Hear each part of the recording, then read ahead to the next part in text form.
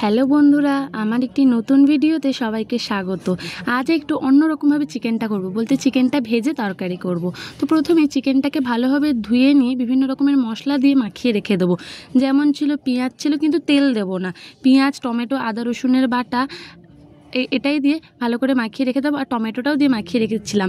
রেখে দিয়ে এবার কড়াই দিয়ে দেবো, আর ওই গামলা ধোয়া জলটাও দিয়ে দেবো। দিয়ে এবার গ্যাস হাই করে দেবো, যাতে মাংসগুলো ফুটতে থাকে। তো ফুটে উঠলেই বুঝতেই পারবে, এই দেখো মাংস থেকে জল বেরিয়ে গেছে, ভালোভাবে ফুটে গেছে। ফুটে গেলে মাংসগুলোকে আর একটা থালায় আলাদা করে তুলে নেবো। তারপর আর একটা কড়াই বসিয়ে বেশি করে তেল দিয়ে দেবো। তারপর একে একে আলুগুলো ভেজে নেবো। আলুগুলো ভাজা হয়ে গেলে ওই মাংসগুলো একে একে সুন্দর করে লাল করে ভেজে নিতে হবে, যাতে একদম সেই ক্রিস্পি চিকেনের মতো লাগে। ওই তেলে একটু বেশি করে একটু ঘিও দিয়ে দেবে। ঘিয়ে মাংসটা ভাজলে খুব সুন্দর গন্ধ বেরোয়। তো একে একে আমি মাংসগুলোকে ভেজে নিয়েছি। আর ওই দিকের যে গ্রেভিটা ছিল, গ্রেভিটাতে আমি গুঁড়ো লঙ্কা পরিমাণ মতো দিয়ে দিয়েছিলাম, আর আলুগুলো দিয়ে দিয়েছি, যাতে আলুগুলো সেদ্ধ হয়ে যায়।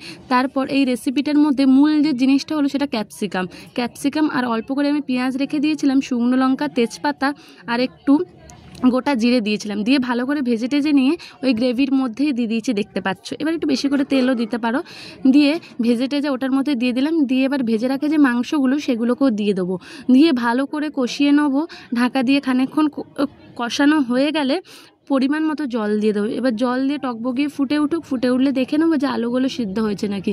কারণ আলুগুলো আগেও সেদ্ধ করলে হতো, কিন্তু সেদ্ধ করলে সেই ভাজা যে আলুর একটা টেস্ট, সেই টেস্টটা থাকে না। সেদ্ধ করছি কীরকম একটা হড়হড়ে মতো লাগে।